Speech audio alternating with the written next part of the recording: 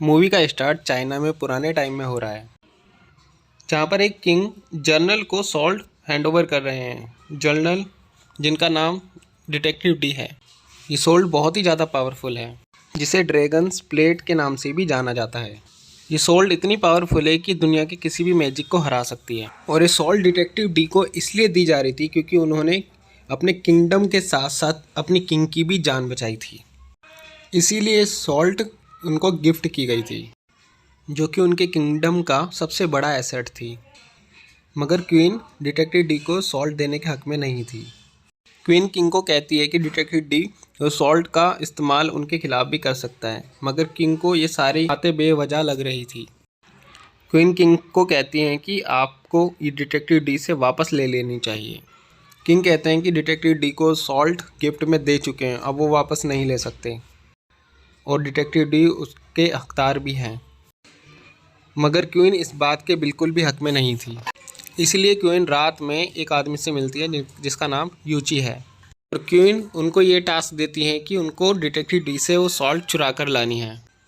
इसके पीछे उनका प्लान ये था कि अगर वो सॉल्ट डिटेक्टिव डी से गुम जाती हैं तो किंग डिटेक्टिव डी को बहुत बुरी सज़ा देंगे, जिससे डिटेक्टिव डी का किस्सा ख़त्म हो जाएगा और वो सॉल्ट वापस उनके पास आ जाएगी।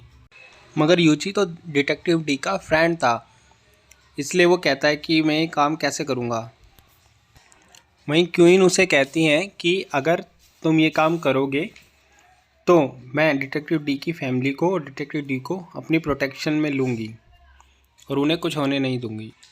ये काम बहुत ही मुश्किल था, इसलिए क्वीन ने इस काम के लिए यूची के साथ कुछ और लोगों को भी भेजा था, जो लोग मैजिशियन थे और वो अपने काम में काफ़ी ज़्यादा एक्सपर्ट थे, और वो अपने काम का प्रदर्शन क्वीन के सामने दिखाते हैं। यूची यहाँ क्वीन को समझाते हैं कि ये जो काम है ये बहुत ही मुश्किल है और इस काम के लिए हमें किसी दूसरे पर भरोसा नहीं करना चाहिए और लोगों की हेल्प नहीं लेनी चाहिए। हो सकता है ये लोग हमारे किसी दुश्मन से मिले हों और ये भी सॉल्ट लेने के चक्कर में हों। क्वीन यूची से कहती हैं कि तुम इस बात की टेंशन ना लो। टेंशन तो इस बात की है कि डिटेक्टिव डी बहुत ही इंटेलिजेंट इंसान है और उनसे सॉल्ट चोरी करना या फिर उनको पकड़ना बहुत ही मुश्किल है। इसीलिए मैंने इन लोगों को तुम्हारी हेल्प के लिए बुलाया है। ये तुम्हारे ग्रुप में रहकर तुम्हारी कमांड पर काम करेंगे। इस ग्रुप में एक लड़की को भी हम देखते हैं जिसका नाम था वाटर मून, जो पानी से निकलती हुई अपना टैलेंट शो कराती है। और यहाँ पर और भी जो लोग थे उन सब ने अपना अपना टैलेंट शो करा था, जिसमें से एक आदमी के पास हवा में सब चीज़ें गायब करने का टैलेंट था और एक आदमी के पास काफ़ी चीज़ों को जला देने का टैलेंट था, और एक मैजिशियन के पास तो इतना ज़्यादा टैलेंट था कि वो डबल मैजिक कर सकता था अपने 4 हाथों से। अब ये लोग अपने प्लान के मुताबिक एक पेंटिंग शॉप में आग लगा देते हैं और उस पेंटर के घर में भी आग लगा देते हैं, और फिर इस हादसे की इन्वेस्टिगेशन के लिए डिटेक्टिव डी को नियुक्त किया जाता है। फिर डिटेक्टिव डी इस हादसे की इन्वेस्टिगेशन करने के लिए वहाँ पर पहुँचते हैं, और यहाँ पर हम देखते हैं कि यूची की टीम का एक आदमी जिसका नाम फ्लैश शेडो है और वो चीज़ों को गायब करने की पावर रखता है, वो यहाँ डिटेक्टिव डी की जासूसी कर रहा था। और टीम के बाकी लोग डिटेक्टिव डी के घर पर उसकी सॉल्ट चुराने के लिए पहुंच गए थे। फिर इन्वेस्टिगेशन करते करते डिटेक्टिव डी और उनके लोगों को वो पेंटिंग, जिसके लिए वो शॉपकीपर बहुत ही ज़्यादा परेशान था, उसकी टेबल के नीचे से ही मिल जाती है। फिर डिटेक्टिव डी को शक हुआ था कि यहाँ पर कोई चोरी नहीं हुई, बल्कि इस जगह को एक ट्रैप बनाया गया है। फिर डिटेक्टिव डी उस पेंटिंग को हाथ लगाने से मना करता है, और जैसे ही वो शॉपकीपर उस पेंटिंग को हाथ लगाता है तो उसके हाथ पॉइजनस हो जाते हैं, और देखते देखते उसकी पूरी बॉडी अजीब सी हो जाती है और उसके मुंह से वाइट कलर का झाग निकलने लगता है, और उसके साथ ही फिर वो मर जाता है। और जब डिटेक्टिव डी इधर उधर देखते हैं तो उनको छत पर फ्लाइंग शैडो नज़र आता है, जो कि अपने आप को हवा में गायब कर लेता है। फिर फ्लाइंग शैडो वहाँ से बाहर निकल आता है। फ्लाइंग शैडो वहाँ से छतों पर से कूदता हुआ भागने लगता है और डिटेक्टिव डी उनका पीछा करने लगते हैं, और भागते भागते फिर वो फ्लाइंग शैडो वहाँ पर जंप करता है, और फिर डिटेक्टिव डी को वहाँ पर एक ब्लैंक पोट नज़र आता है। डिटेक्टिव डी ये समझ गए थे कि ये कोई डेकोरेशन नहीं है, बल्कि यहाँ पर कुछ ना कुछ गड़बड़ है। फिर वो वहाँ से अपोजिट साइड पर जंप कर देते हैं और अपने सोल्जर्स को भी वहाँ से दूर होने के लिए कहते हैं। और जैसे ही वो लोग वहाँ पर से दूर होते हैं तो वो पोट फट जाता है, और दूसरी तरफ वो वाटर मून और फायर मैजिशियन डिटेक्टिव डी के घर पर देखे जाते हैं। जहाँ पर उन लोगों को एक पज़ल नज़र आती है और उसको सॉल्व करने के बाद ही वो आगे बढ़ सकते थे। वोटर मून जैसे तैसे उस पज़ल को सॉल्व कर आगे बढ़ती है और वहाँ पर उसे एक बॉक्स नज़र आता है जिसमें फाइनली उसे सॉल्ट नज़र आ जाती है। फिर वो सॉल्ट को उठाती है तो असल में वो भी एक सॉल्ट नहीं थी, वो भी एक ट्रैप था। वो एक नकली सॉल्ट थी और उसके उठाने पर वहाँ पर काफ़ी बर्तन वगैरह गिरते हैं जिससे शोर होता है और वहाँ पर जो सिपाही होते हैं वो आ जाते हैं। फिर वो लोग वहाँ से भागने ही वाले थे, उससे पहले उनके ऊपर जाल गिर जाता है और फिर फायर मैजिशियन उस जाल को जलाकर वहाँ से भाग जाता है। दूसरी तरफ हम यूची को देखते हैं जो कि डिटेक्टिव डी का पीछा करते करते अब फ्लाइंग शैडो पर गुस्सा कर रहे थे, क्योंकि फ्लाइंग शैडो ने डिटेक्टिव डी को मारने की कोशिश की थी और यूची को ये भी पता चल गया था कि वो लोग यूची के साथ नहीं हैं और वो किसी ना किसी तरह डिटेक्टिव डी को मारना चाहते हैं। बट अभी इन सारी बातों की मिस्ट्री नहीं खुली थी और नेक्स्ट डे हम उन सब को क्वीन के सामने देख रहे थे, जहाँ वो सबके सब मिशन पूरा ना होने पर बहुत ज़्यादा शर्मिंदा थे और क्वीन उन पर बहुत गुस्सा कर रही थी। वो लोग इतने होकर भी एक आदमी को नहीं हरा पाए। अब कमांड शिप यूची से लेकर ध्यान को दे दी जाती है। ध्यान वो मैजिशियन था जिसके बहुत सारे मैजिकल हैंड्स थे। अब फिर हम रात में दोबारा क्वीन को देखते हैं जो कि यूची के साथ एक जेल में गई थी। पता चलता है कि वो उस जेल के अंदर एक बहुत ही खास आदमी से मिलती है और यहाँ हमें पता चलता है कि जेल में जो भी आदमी हो क्वीन के लिए बहुत ही ज़्यादा इम्पोर्टेंट है। क्वीन उसी के हिसाब से काम करती है और उसी ने क्वीन को डिटेक्टिव डी से ड्रैगन्स प्लेट वापस लेने के लिए कहा था। अब वो आदमी क्वीन को कहता है कि अब तुम्हें डिटेक्टिव डी को मरवा देना चाहिए ताकि वो सॉल्ट वापस तुम्हारे पास आ जाए। सीन में यूची अपने फ्रेंड डिटेक्टिव डी से मिलने के लिए जाता है। फिर यूची के कुछ भी कहने से पहले डिटेक्टिव डी कहते हैं कि मैं जानता हूँ इन सब के पीछे क्वीन है। अब डिटेक्टिव डी एक पेपर देते हैं यूची को कि इसमें एक पज़ल है, अगर उसको सॉल्व कर लोगे तो तुम सॉल्ट तक पहुँच जाओगे। डिटेक्टिव डी यूची से ये भी कहते हैं कि हमारे किंगडम में बहुत बड़ी मुसीबत आने वाली है और उसका सामना हमको मिलकर करना होगा। उसके बाद डिटेक्टिव डी अंडरग्राउंड हो जाते हैं और उन्हें पता था कि उनका ज़रूर कोई ना कोई पीछा करेगा और सॉल्ट को भी चुराने की कोशिश करेगा। उसके बाद हम वोटर मून को डिटेक्टिव डी के असिस्टेंट की जासूसी करते हुए देखते हैं, जिसके बाद बाज़ार में डिटेक्टिव डी का असिस्टेंट घूम रहा होता है और वहाँ पर उसे एक सिंबल नज़र आता है, जिस सिंबल को देखते देखते वो हिप्नोटाइज होने लगता है। लेकिन इससे पहले कि वो पूरी तरह से हिप्नोटाइज हो जाता, वहाँ पर एक आदमी आकर उसे बचा लेता है और वो आदमी और कोई नहीं, खुद डिटेक्टिव डी थे जो कि अपना भेष बदल कर यहाँ पर आए थे। नेक्स्ट सीन में हमें एक आदमी को दिखाया जाता है जिसके आसपास बहुत सारी जादुई चीज़ें थी और फिर हमें पता चलता है कि वो आदमी बहुत सारी पावर चाहता था और इसी वजह से उसने क्वीन को अपने कब्ज़े में कर रखा था। नेक्स्ट मॉर्निंग हमें क्वीन को दिखाया जाता है जो कि डिटेक्टिव डी के ऑफिस में थी और फिर वो डिटेक्टिव डी के असिस्टेंट से डिटेक्टिव डी के बारे में पूछती है। फिर डिटेक्टिव डी का असिस्टेंट उन्हें बताता है कि डिटेक्टिव डी तो अपने घर वालों से मिलने के लिए अपने घर पर गए हैं। यहाँ पर क्वीन को अपनी चाल चलने का बेस्ट मौका मिल जाता है और वहाँ पर वो एक नकली ड्रैगन प्लेट निकालकर सबको दिखाती है और कहती है कि डिटेक्टिव डी ने इसे खो दिया है, इसलिए अब उन्हें अपने ओहदे से हटा दिया जाता है। अब अगले सीन में डिटेक्टिव डी का असिस्टेंट डिटेक्टिव डी के पास ये सारी बातें बताने जाता है और उसका पीछा वाटर मून करती है। वो असिस्टेंट भी बहुत चालाक होता है और वो उस लड़की को चकमा देकर डिटेक्टिव डी के पास पहुंच जाता है। अब यहाँ पर डिटेक्टिव डी अपने असिस्टेंट को सिंबल दिखा रहे होते हैं जिस सिंबल से उनका असिस्टेंट हिप्नोटाइज हो गया था और उसके बारे में वो बताते हैं डिटेल में। वह बताते हैं कि कुछ लोग इस सिंबल की पूजा करते हैं और जो लोग इस सिंबल की पूजा करते हैं वो बहुत ख़तरनाक होते हैं और वो इसी के ज़रिए लोगों के माइंड को काबू कर पाते हैं, मतलब हिप्नोटाइज करते हैं। यहाँ हमें पता चलता है कि इस सिंबल का जो लॉर्ड था वो डीमन था, लेकिन उसने इस किंगडम को बचाने के लिए हेल्प की थी, इसीलिए इस आदमी को किंग ने अपने साथ रख लिया था जिसे किंग वॉरियर के नाम से जाना जाता था। लेकिन जैसे जैसे वक्त गुजरता जा रहा था किंग को विंड वॉरियर से खतरा होने लगा था, इसीलिए किंग ने विंड वॉरियर को एक जेल में बंद करवा दिया था। में आगे पता चलता है कि क्वीन जिनसे जेल में मिलने जाती थी वो विंड वॉरियर ही था और उसने क्वीन को भी हिप्नोटाइज किया हुआ था, इसीलिए क्वीन विंड वॉरियर की हर बात मानती थी। फिर हमें पता चलता है कि क्वीन को ड्रैगन ब्लेड नहीं चाहिए थी, असल में विंड वॉरियर को ड्रैगन ब्लेड चाहिए थी। यही हमें पता चलता है कि डिटेक्टिव डी क्वीन के साथ साथ विंड वॉरियर और इन सब की जानकारी इनके पास थी और वो लोग इस किंगडम के रूलर्स यानी कि हुकूमत करने वालों से बदला लेना चाहते हैं। अब नेक्स्ट सीन में हमें यूची को दिखाया जाता है जो कि डिटेक्टिव डी की दी हुई पजल को सॉल्व कर लेता है।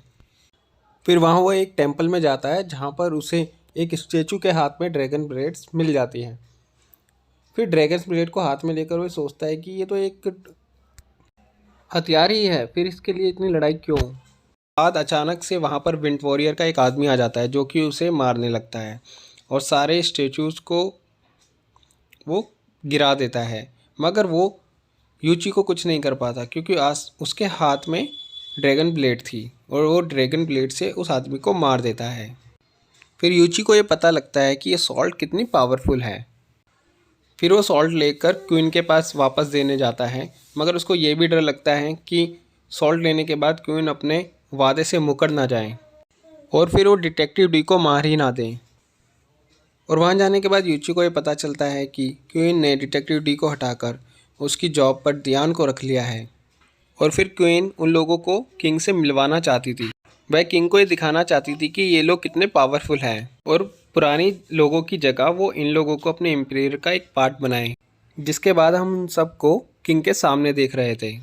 और फिर हमें दिखाया जाता है कि डियान अपने हाथों का यूज़ कर कर वहाँ पर काफ़ी सारे बादल बनाता है और फायर मैजिशियन उस बादल में बिजली क्रिएट करता है।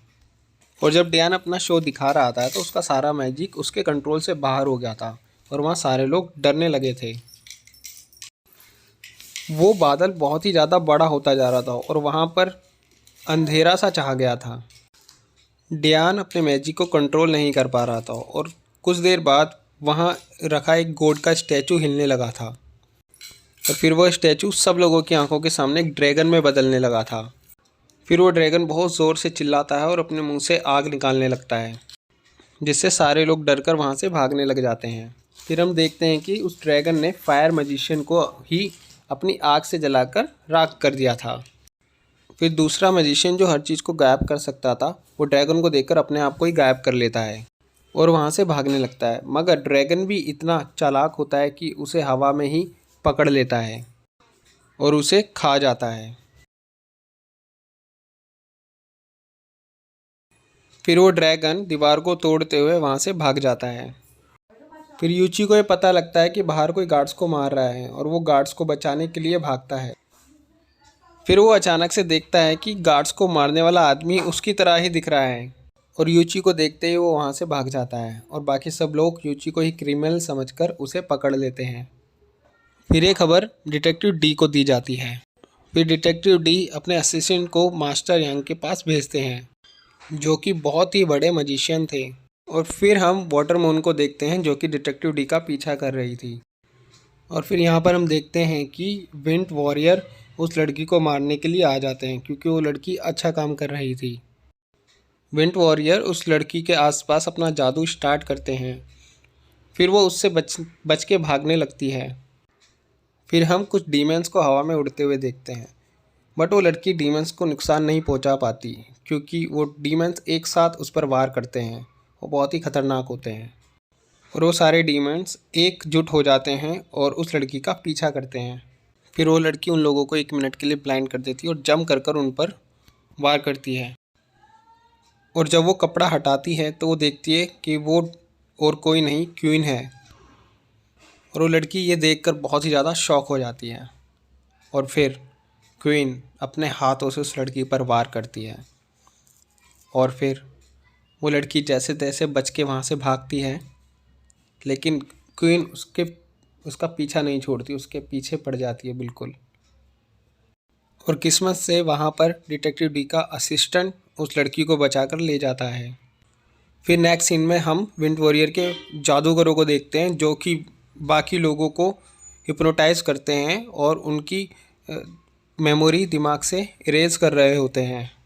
फिर नेक्स्ट सीन में हम डिटेक्टिव डी को देखते हैं जो कि यूची को बचा लेते हैं और वो ये कहते हैं कि हमें क्वीन को बचाना चाहिए।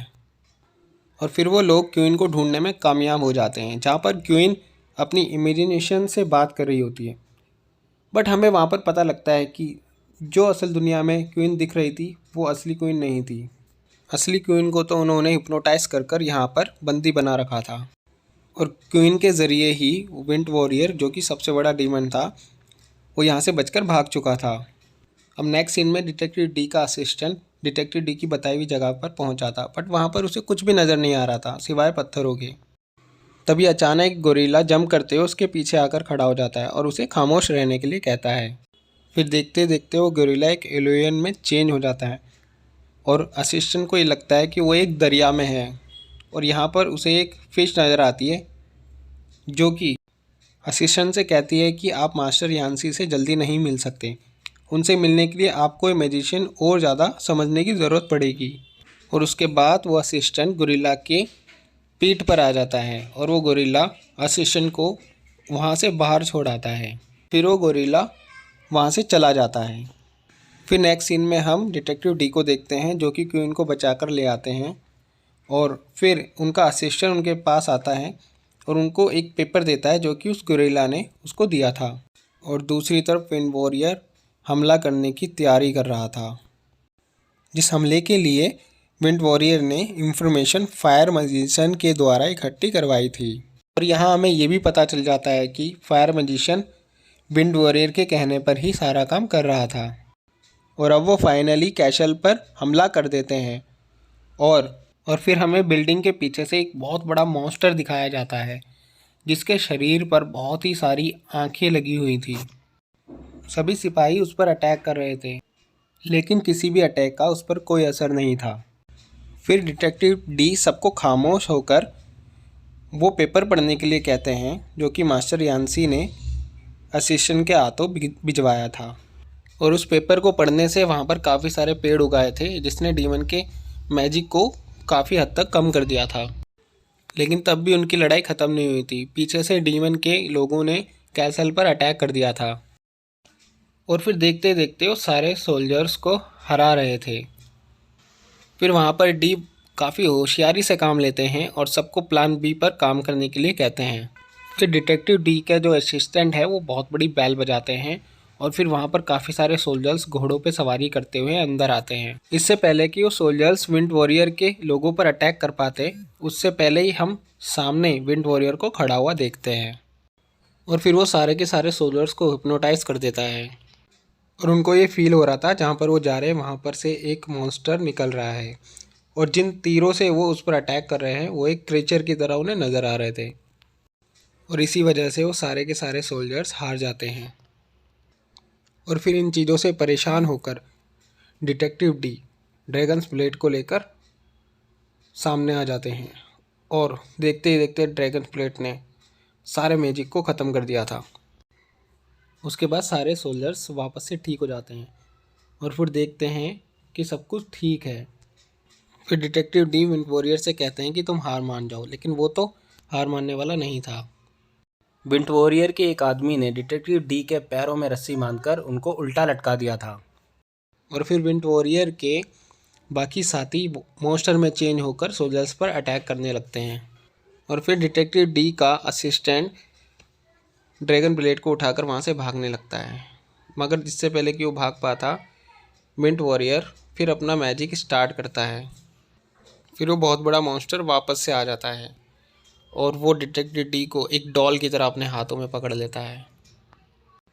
और यहाँ पर रुचि फटाफट अपनी मैजिकल ब्लेड से उस रस्सी को काट देता है जिस रस्सी से डिटेक्टिव डी लटके हुए थे। और फिर डिटेक्टिव डी का असिस्टेंट ड्रैगन ब्लेड को यूची की तरफ फेंकता है, मगर यूची उस ब्लेड को पकड़ ही नहीं पाता क्योंकि एक ड्रैगन बीच में आकर सॉल्ट को पकड़ लेता है और अब वो सॉल्ट विंड वॉरियर को मिल चुकी थी। और यहाँ पर उस असिस्टेंट को बचाने के लिए वाटर मून आ जाती है और ये लगता है कि विंड वॉरियर अब जीत चुका है, मगर उसकी जीत का जस्ट कुछ ही पलों का था। अब यहाँ पर वाइट गोरिल्ला की एंट्री होती है, जो गोरिल्ला असिस्टेंट को मास्टर यान्सी के घर पर मिला था।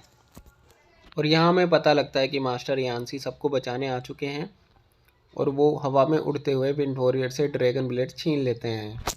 और फिर विंड वॉरियर अपने ड्रैगन से मास्टर यांसी पर अटैक करवा देता है, जहाँ पर वो ड्रैगन अपने मुंह से काफ़ी सारे टेंटिकल्स निकालकर मास्टर यांसी पर अटैक करता है और उन टेंटिकल से मास्टर यांसी और उनका गोरिल्ला पूरी तरह छुप जाते हैं। पर हैरानी की बात ये थी कि कुछ ही पलों में वो टेंटिकल्स जो कि मास्टर यांसी पर अटैक कर रहे थे, वो अब उस हैवान के ऊपर अटैक करने लग जाते हैं।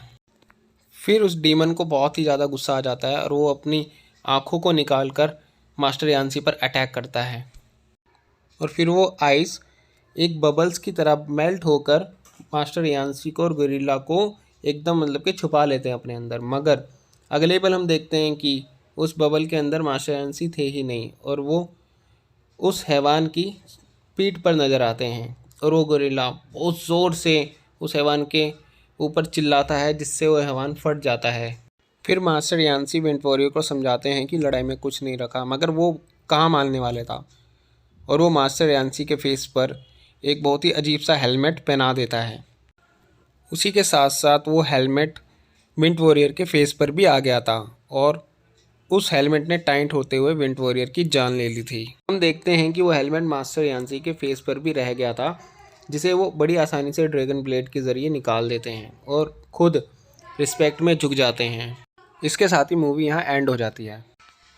वीडियो अच्छा लगा हो तो friends please like and subscribe करिए और बेल आइकन को प्रेस कर लीजिए, ताकि आपको आने वाली सभी वीडियोस के नोटिफिकेशन सबसे पहले मिले और आप बहुत ही मज़ेदार और लेटेस्ट वीडियो को एंजॉय कर सकें। Thank you friends.